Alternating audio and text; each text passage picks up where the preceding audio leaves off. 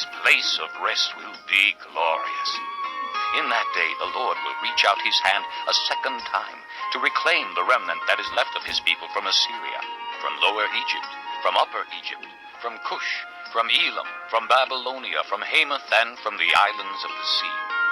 He will raise a banner for the nations and gather the exiles of Israel. He will assemble the scattered people of Judah from the four quarters of the earth. Ephraim's jealousy will vanish, and Judah's enemies will be cut off. Ephraim will not be jealous of Judah, nor Judah hostile toward Ephraim. They will swoop down on the slopes of Philistia to the west. Together they will plunder the people to the east. They will lay hands on Edom and Moab, and the Ammonites will be subject to them. The Lord will dry up the gulf of the Egyptian sea. With a scorching wind he will sweep his hand over the Euphrates River.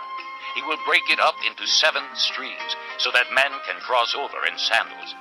There will be a highway for the remnant of his people that is left from Assyria, as there was for Israel when they came up from Egypt.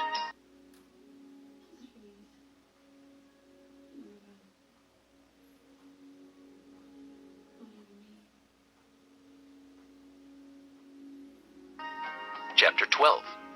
In that day you will say, I will praise you, O Lord, although you were angry with me, your anger has turned away, and you have comforted me.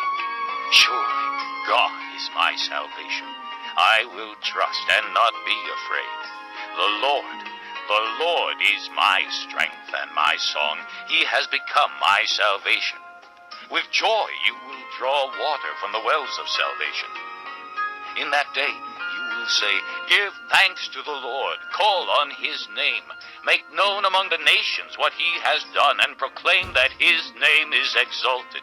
Sing to the Lord, for he has done glorious things. Let this be known to all the world. Shout aloud and sing for joy, people of Zion, for great is the Holy One of Israel among you. 방에서.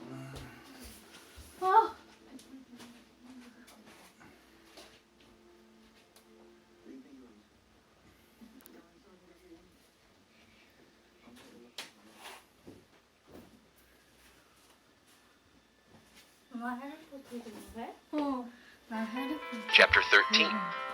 An oracle concerning Babylon that Isaiah son of Amos saw. Raise a banner on a bare hilltop. Shout to them. Beckon to them to enter the gates of the nobles. I have commanded my holy ones. I have summoned my warriors to carry out my wrath, those who rejoice in my triumph. Listen, a noise on the mountains like that of a great multitude. Listen, an uproar among the kingdoms like nations massing together. The Lord Almighty is mustering an army for war. They come from faraway lands, from the ends of the heavens, the Lord and the weapons of his wrath to destroy the whole country. Wail, for the day of the Lord is near. It will come like destruction from the Almighty. Because of this, all hands will go limp. Every man's heart will melt. Terror will seize them. Pain and anguish will grip them. They will writhe like a woman in labor. They will look aghast at each other, their faces aflame. See, the day of the Lord is coming, a cruel day with wrath and fierce anger to make the land desolate and destroy the sinners within it. The stars of heaven and their constellations will not show their light. The rising sun will be darkened, and the moon will not give its light. I will punish the world for its evil, the wicked for their sins. I will put an end to the arrogance of the haughty and will humble the pride of the ruthless. I will make man scarcer than pure gold, more rare than the gold of Ophir.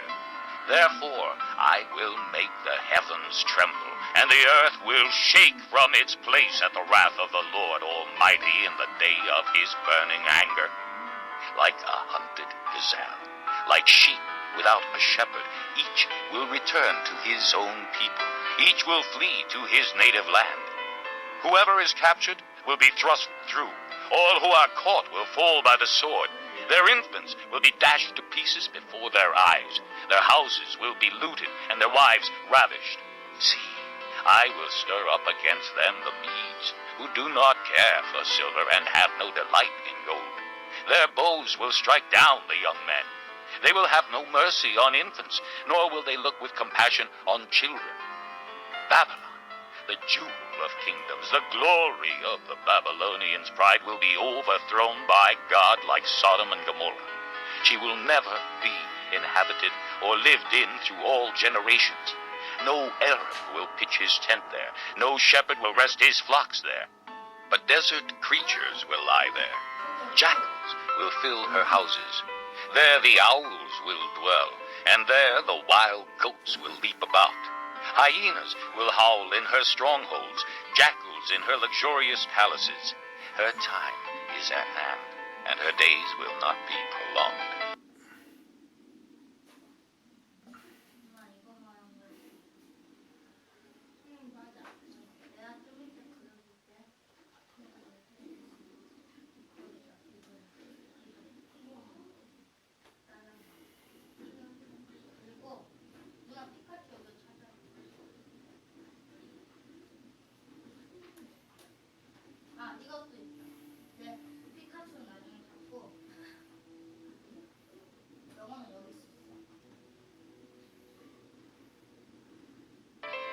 Chapter 14.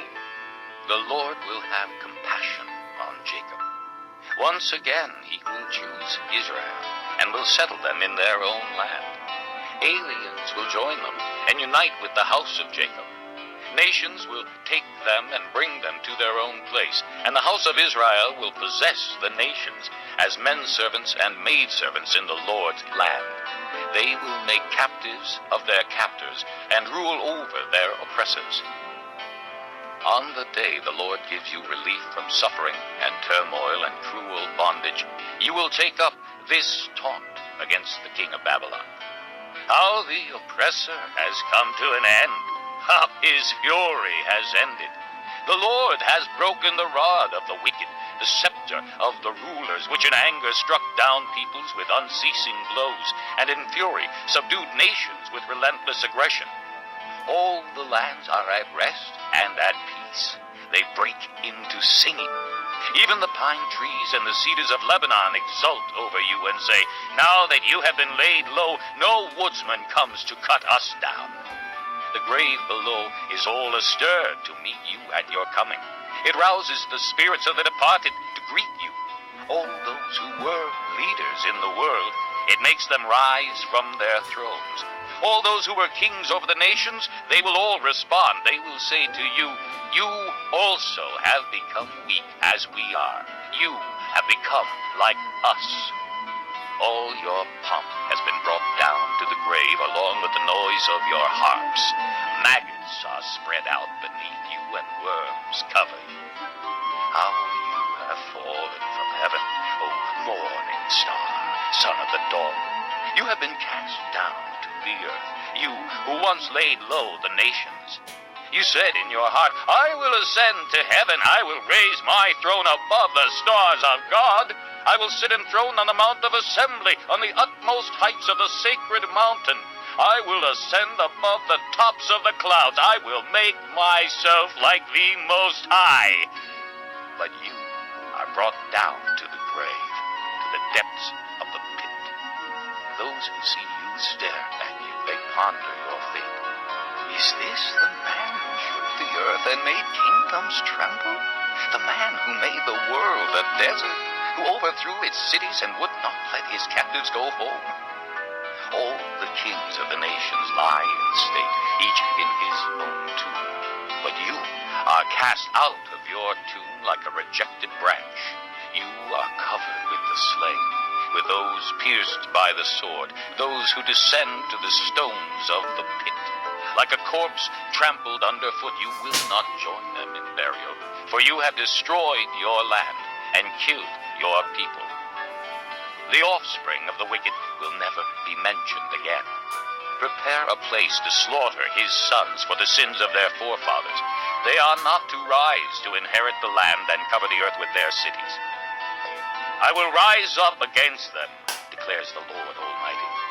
I will cut off from Babylon her name and survivors, her offspring and descendants, declares the Lord. I will turn her into a place for owls and into swampland. I will sweep her with the broom of destruction, declares the Lord Almighty. The Lord Almighty has sworn, surely as I have planned, so it will be, and as I have purposed, so it will stand.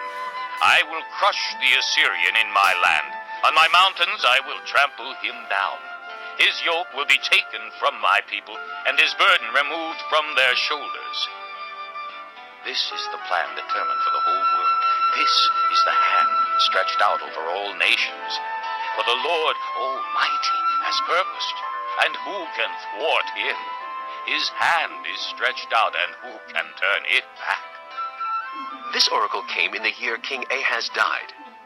Do not rejoice, all you Philistines, that the rod that struck you is broken. From the root of that snake will spring up a viper. Its fruit will be a darting, venomous serpent. The poorest of the poor will find pasture, and the needy will lie down in safety. But your root I will destroy by famine. It will slay your survivors. Wail, O gate, howl, O city, melt away all you Philistines. A cloud of smoke comes from the north, and there is not a straggler in its ranks. What answer shall be given to the envoys of that nation? The Lord has established Zion, and in her his afflicted people will find refuge.